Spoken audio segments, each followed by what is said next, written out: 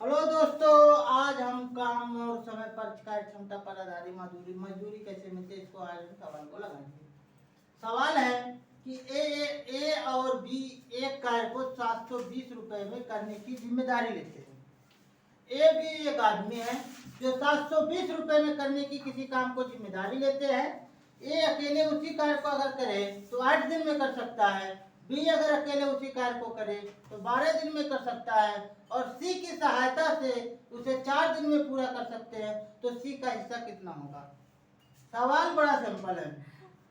सवाल यही समझना सबसे बड़ी कंफ्यूजन होती है। सवाल एक बार समझ में आ गया ना तो लगाना कैसे है इसको, इसके बारे में ज्यादा मत सोचो, लग जाएगा सवाल।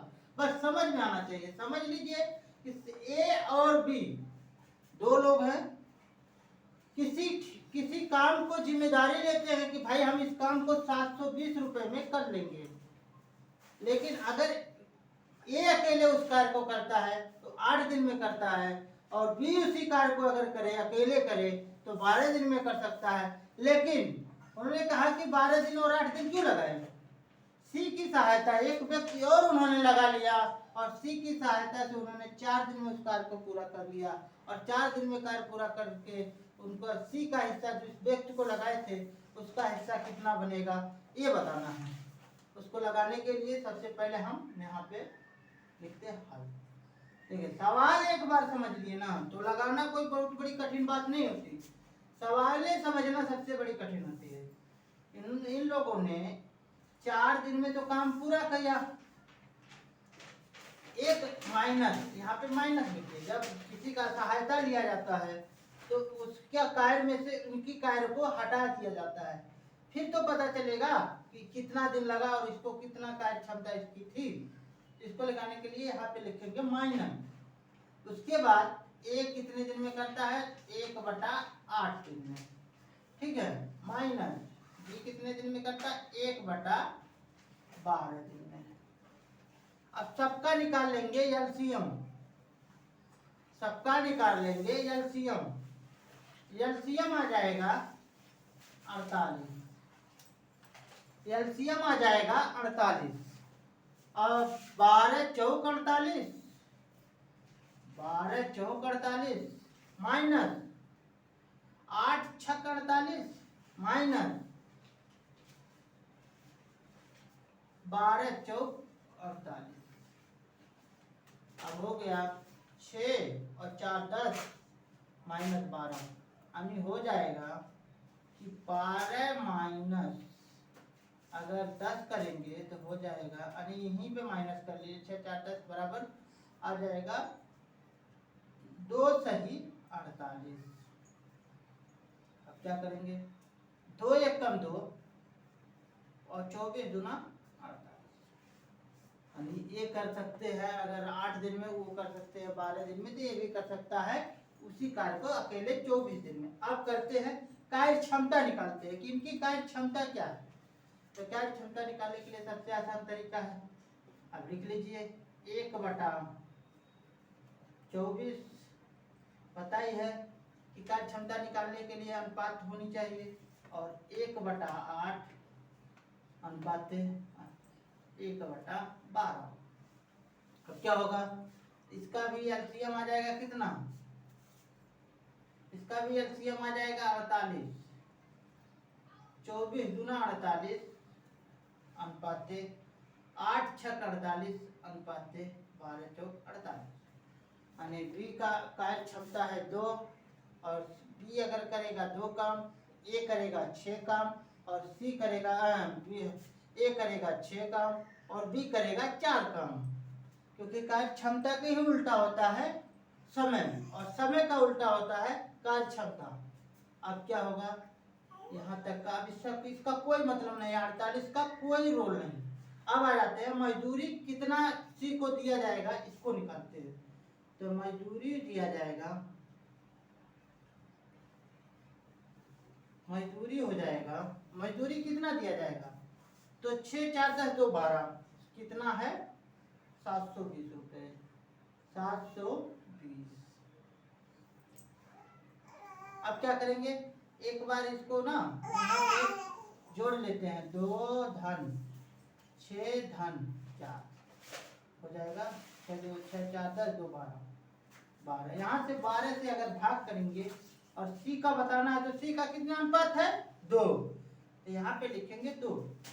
12 छक 72 60, 12 से 720 60 बार में कट जाएगा, 60 बार में कट जाएगा। अब यहाँ पे लिखेंगे 60 गुणे 2 बराबर 120 रुपये। 120 रुपये सी की मजदूरी है, सी की मजदूरी है,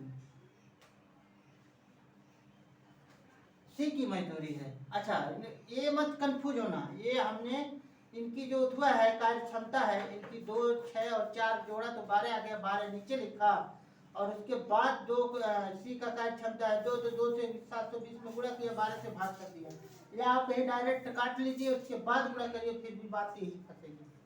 अब आ जाते हैं ये तो हो गया सी का हिस्सा। लेकिन अगर पूछ लिए बी का हिस्सा या ए का हिस्सा, फिर आप कंफ्यूज हो जाइएगा।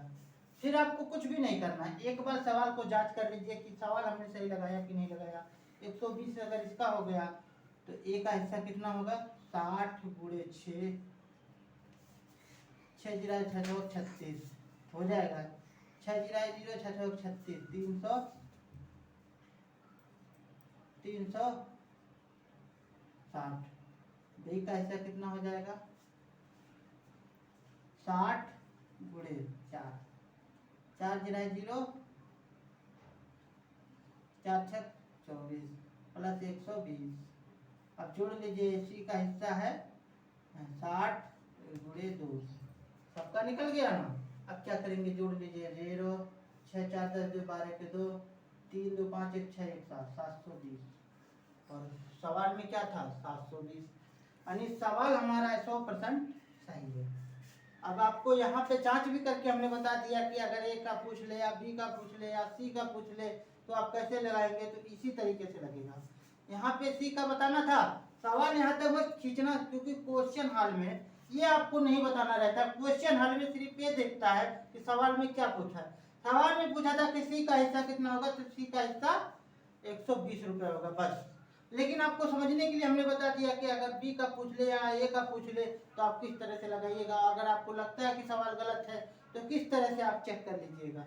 इसको लगाने के लिए ए और बी किसी कार्य को 720 रुपए में करने की जिम्मेदारी अगर लेते हैं और ए उस कार्य को करता है 8 दिन में, बी उसी कार्य को करता है 12 दिन में, सी की सहायता से उस कार्य को 4 दिन में पूरा कर लिया जाता है, तो सी का हिस्सा कितना होगा, सी का हिस्सा 120 रुपये होगा। लगाने के लिए 1/4 माइनस 1/8 माइनस 1/12, इसका एलसीएम लिया, एलसीएम अगर लिया ना तो 48 आ गया। 4 में अगर 4 से भाग करिएगा 48 में 12 बार जाएगा। उसके बाद 8 से 8 6 48 12 4 48। उसके बाद इसमें से इतना माइनस किया तो आ गया यहाँ पे 2/48, इसको काट पीट किया तो 1/24, यानी एक ये भी कर सकता है अकेले अगर करा दिया जाए तो 24 दिन में कर लेगा। ये भी पूछ सकता है कि अगर इससे कराया जाए, अकेले सी से कराया जाए तो उस कार्य को कितना दिन में करेगा, 1/24। सेम प्रोसेस यही रहेगा। उसके बाद क्या करेंगे, 1/24 1/8 अनुपात में से बदल लेंगे, क्योंकि हिस्सा निकालने के लिए हमेशा अनुपात की जरूरत पड़ती है, क्योंकि अनुपात से कार्य क्षमता के हिसाब से ही मजदूरी मिलती है। उसके बाद 1/24 1/8 1/12, इसका एलसीएम भी होगा 48। 24 गुना 48 8 6 48 12 4 48, कोई दिक्कत नहीं। इसके बाद 2:6 हो गया। उसके बाद 6 2 8 4 12, 12 में 720 से भाग किया, 2 से गुणा किया तो 12 को 720 से 60 बार में कट जाएगा, 60 गुणे 2 बराबर 120। ये हो गया सी का हिस्सा, सी का हिस्सा हो गया। उसके बाद ए का हिस्सा ही है, बी का हिस्सा ही है, तीनों का अगर हिस्सा जोड़ दिया जाए तो 720 रुपये हो जाएगा।